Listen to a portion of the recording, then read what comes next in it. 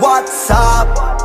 What's up? What it do, Bean Crew? It's your boy Savon Thomas back with another episode of Coffee and Comments.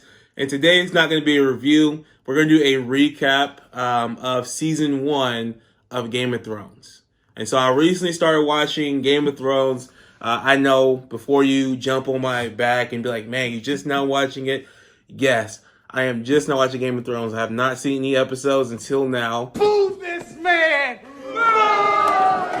Everybody that I know, I should say everybody that I know, my family is all huge fans of the show. I have a lot of people that I know that watched the show as well when it was coming out, but I've never watched it. And it's kind of weird because I knew I would love this show. Like, I'm a big medieval type guy. Like, I like shows like that. Like, I love shows talking about like medieval times and crime shows as well. This is not a crime show, but just talking about shows that I like.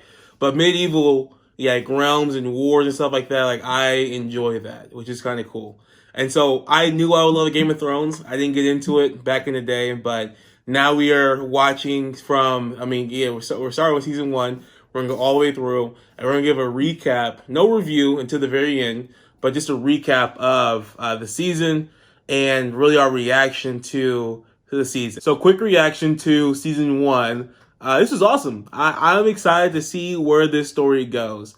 RP, my man Ned Stark. First off, that's what I have to say. That was one of my favorite characters. Robb Stark and Ned Stark are probably my favorite characters right now. My sister called me. She was like, who's your favorite character? And I'm like, probably Robb Stark. That dude's pretty legit. For a young dude to be like, you know what? I'm taking up arms. I'm calling on my bannermen. I'm going to go avenge my father. That's legit, dude. Like, that is a noble son. Like, that, Robb Stark has his dad's back. That may change later seasons. I don't know what's going to happen. But as of right now, Robb Stark is a dude. Like, I'm like, bro, take up arms. Call the bannermen.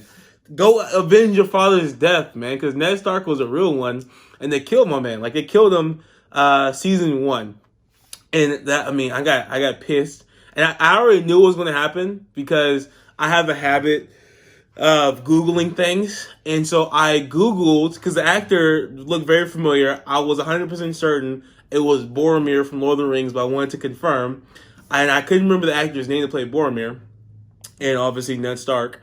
And so I Googled, Game of Thrones. And I did the dumb thing of scrolling through the actors. I forgot that on IMDb, it shows you the amount of episodes that the actor was in. And his character was only in the first season. That's it. And so I was like, dang, 10 episodes, that's it. That's all I see of Ned Stark. And I did confirm that it was Boromir from Lord of the Rings that plays Ned Stark.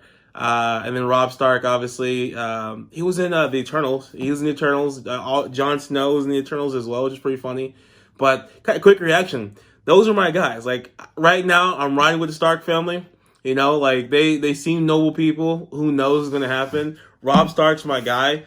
But season 1 was good. So to kind of recap season 1, I'm sure you've all seen it. If you haven't seen it, you're probably one of the few that haven't seen the show. But episode 1 starts off introducing the Stark family. You have the head of the North, which is Ned Stark. He's married to his wife. He has 2 daughters, Sansa and Arya. And then he has 3 sons or 4 sons. He has Robb. He has Bran. He has technically Jon Snow, which is his bastard son, meaning that it's not of his wife; it was from a different woman. And he has another son, Rickon, I think his name is, the youngest son, younger than Bran. But Ned Stark, head of the North, he takes the king's side. The king comes to the North. He says, "Hey, I want you as my hand of the king," because the recent one just died. There was a conspiracy on how the hand of the king died. And all that plays out to figure out what's going on in the capital, right? Robert the King is childhood friends, war friends with Ned Stark. And the only person he said he trusts the hand of the king is Ned Stark. And that's where this all gets messed up. Because if Ned Stark just would have stayed in the North, he'd have been fine. Nothing would have went down. It would have been easy peasy. But Robert, the freaking king, who dies, I think it's like episode 6 or something like that, 7, freaking dies from a pig, a boar. You mind you, people die from boars all the time, by the way, but dies from a freaking boar. And just messes up my dude Ned Stark, right? And now it's kind of his fault too, because he got into, prying into things that he probably shouldn't have, but he was like getting down to business to defeat the Hans or the Lannisters. That was really corny. I'm sorry.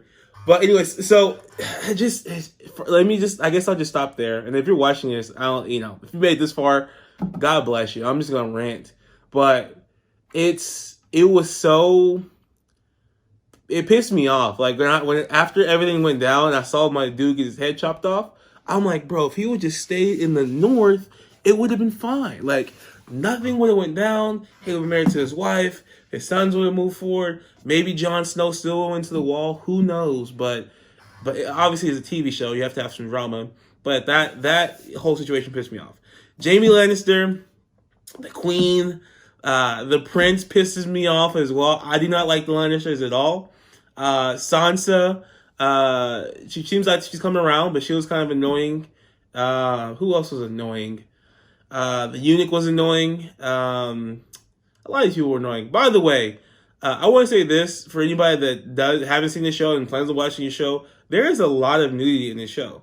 Like, I didn't expect the amount of nudity that is in this show. And I'm like, geez, man. Like, every episode is just boobs, penises, butts, whatever. I mean, it's just wild. And I kind of get it because you're depicting medieval times and it is what it is. But it's just like, man, like, do you need that? I mean, I get it. I'm a dude. I get it. But still, I'm like, damn. Anyways. So that's my little rant about the amount of nudity, but it is what it is. I get it. Most of these shows have that type of situation anyway. But yeah, so season 1, Robb Stark goes down to the capital to follow Robert. His daughter Sansa is to wed the prince and become eventually queen one day. The Lannisters, the queen is a Lannister. She's having sex with her brother. The prince is actually the kid of the Lannisters' incestuous relationship, brother and sister. But they've convinced the king that that's his kid, which is not. And so they're basically the Lannisters are trying to rule the kingdom, which they end up doing because Robert dies and they take over. They killed Ned Stark. They take over. The queen's line pissed me off. Outside of Robb Stark, my favorite character is Tyrion, though. Tyrion is pretty cool. Like, he's funny, very witty, smart dude, knows what he's doing. Like, he's a very, very well-read, smart guy. Even though he's a little dude, he has to make up for it in wit, and he definitely does. I don't know why, but I expect to come into the show more out of Jon Snow. But as of right now, all he's done is he's a bastard child. He goes to the wall, and he's lived his life out at the wall. Like, all season 1, that's all he's done. And he's a steward of the wall. He's taught a couple people how to fight and stuff like that, but dude hasn't done much. So, not really impressed by Jon Snow. I remember people were talking about Jon Snow when it was, this show was very popular. Like, he was just the most, BA dude out there of all. And so far, I'm like, this dude's pretty average, pretty normal.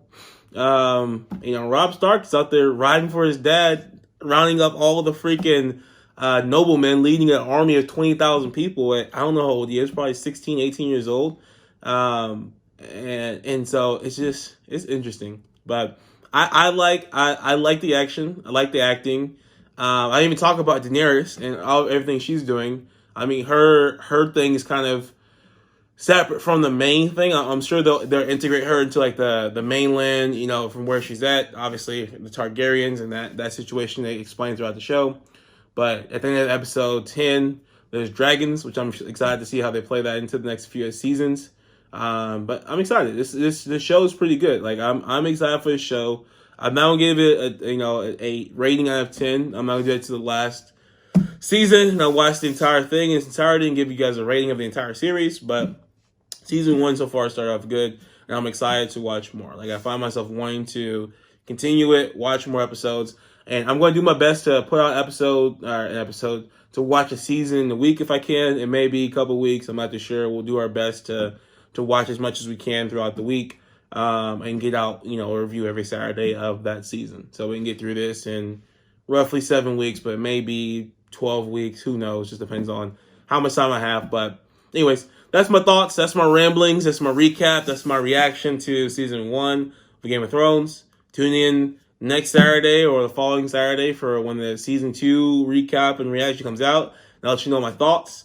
If any of the Starks are traitors and I should change my mind on them, if I end up liking the Lannisters for some reason, I don't know how that would happen, but who knows? We'll see if new characters get introduced and then how these dragons and play out and how Daenerys, her story changes. I mean, obviously, Khal Drogo is dead, so we'll see how her story kind of plays out from here. But thanks for tuning in. That's my recap, reaction, review of Game of Thrones Season 1. Coffee and Comments out.